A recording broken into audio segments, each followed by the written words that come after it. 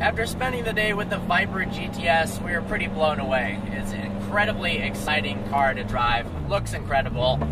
It is a hell of a fast car. Very. But there are some things that we hate about it. Go ahead and tell them. First of all is the reliability.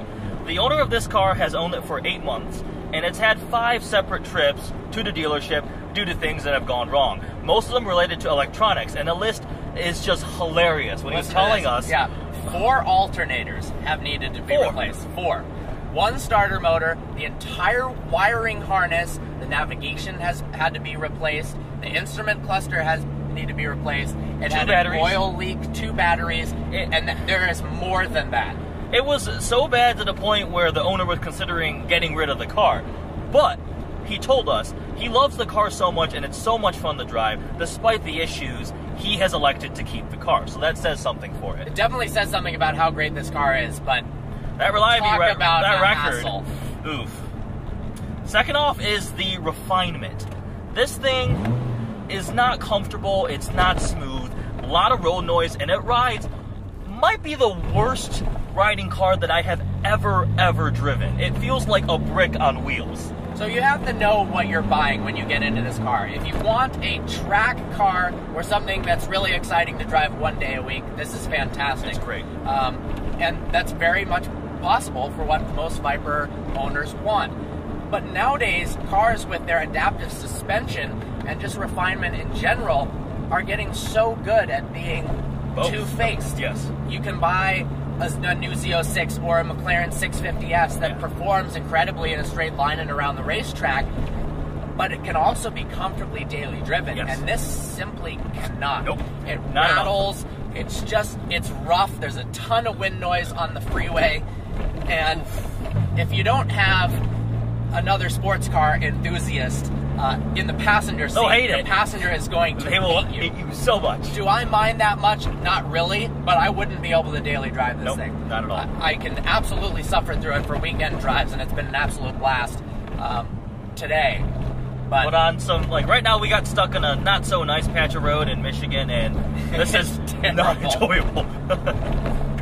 Third off is the engine. It's a great power plant. 8.4 liter V10, it's massive, but it's old. It has been around for many years. It was actually developed with the help of Lamborghini's expertise, and that's when Chrysler owned Lamborghini. And I bet most of you didn't know that Chrysler owned Lamborghini. That just shows how long ago this happened.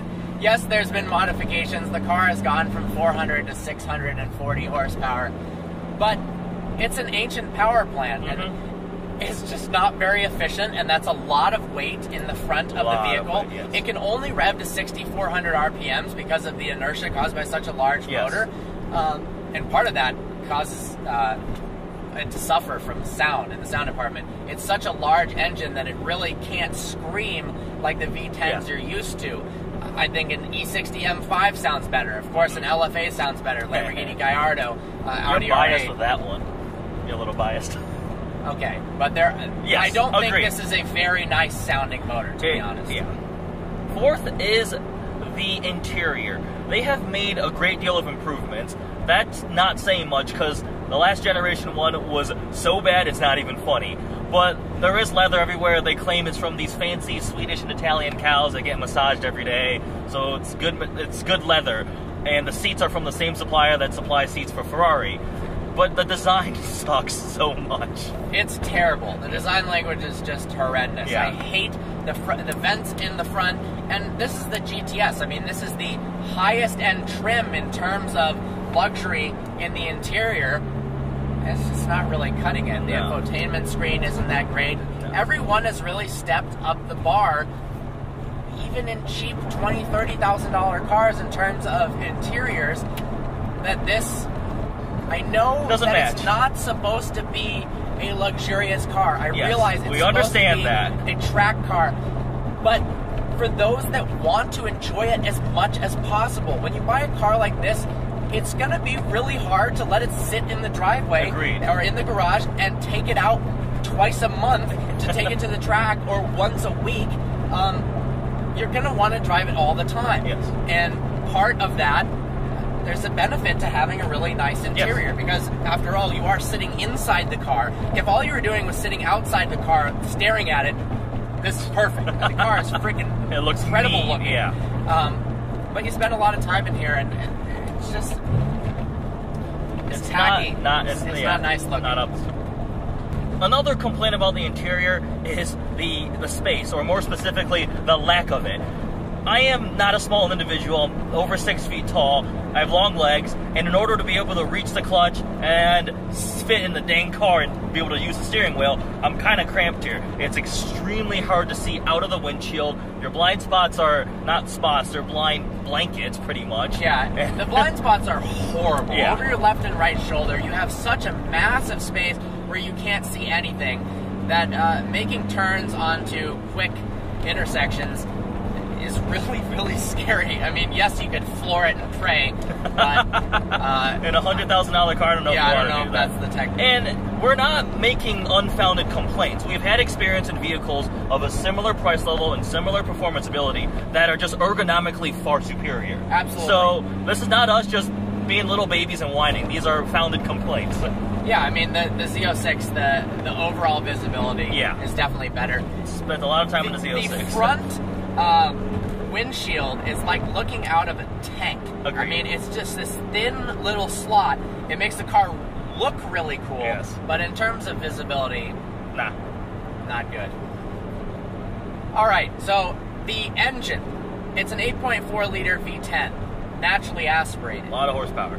Naturally aspirated is a great thing in terms of throttle response and usually sound, not so much the case with the Viper.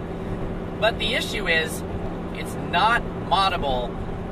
It's not as easily It's not moddable easily. So with something like a GTR, for instance, for $5,000 to $10,000, you can essentially make the car have 200 more horsepower and become way, way quicker. You convert to E85, full bolt-on, and you're full bolt-on 750 horsepower. 700 horsepower. Yeah.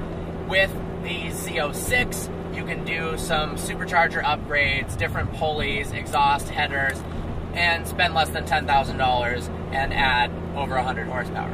To a naturally aspirated car, doing a tune doesn't do much, a little bit of throttle response, doing an exhaust, it's all very limited before you go to something like a twin turbo setup. Now, people do twin turbo Vipers, it's just way, way more expensive. Indeed. A lot of people get these cars, and at first, a car with 500-600 horsepower feels really, really fast. But after a year and a half of ownership, you do start to get used to it, and people get the urge to want to make their car faster. And unfortunately, with certain cars, there's not an easy way to do that. Yeah. Like my Lamborghini, unfortunately, there's nothing I can do short of, you can say, yeah, twin turbo the car, twin turbo Underground racing! Yeah, okay. For $40,000, you can twin turbo it, just destroy reliability. Yeah. The clutches are going to go out. Yeah, it's 40% of the value of the car. The return on investment in terms of tuning and increasing performance on a naturally aspirated car are just much less than a already forced induction vehicle. Do you need it on this car? Absolutely No, not. it's fast. It's stupid fast. It's very but if fast. you wanted to do it, you're really limited. So there you go. There's 5 things that we hate about the Viper GTS. They're out. So we went over railroad tracks, and it absolutely sucks. But I mean, in general, we love this car. It's a really badass vehicle. It's a more exciting alternative to the Z06 that you can't drive on a daily basis. But if you don't need to drive it on a daily basis, then this thing is pretty awesome. Special thanks to Wasim, who runs the Motor City Rally in Detroit. It's happening on August 3rd through 6th. We're going to be going on it. It's a rally all the way down to Atlanta. We're going to hit up the Tail of the Dragon. It's going to be an absolute blast. This car is going to be there. Lamborghinis, Ferraris. Many cool cars. Follow them on Facebook, Motor City Rally. Follow them on Instagram, @Motor City Rally. Thanks so much for watching this. Hope you enjoyed it. I know the haters are going to comment so much shit about how these are the littlest complaints. Yeah. It's a race car. It's a race car. How can you complain about the interior and the visibility when you're going to take it on the track? Okay?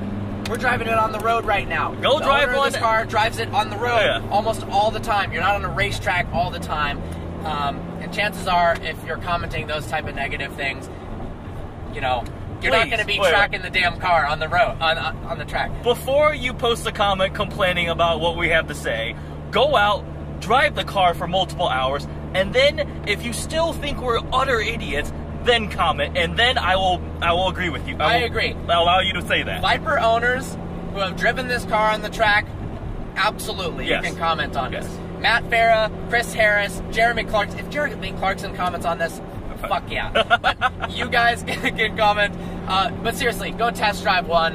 It might be difficult to test drive one from a dealership. They're pretty protective of these things. But you will see that the complaints that you call petty, well, they don't stop you from buying this car. Yes. I would still consider getting one. We're just pointing it out that it's not all a perfect ownership experience. You don't buy these high-end cars and everything is perfect. There are problems with it. That's what we've stated. Hope you enjoyed it. Look forward to seeing you next video.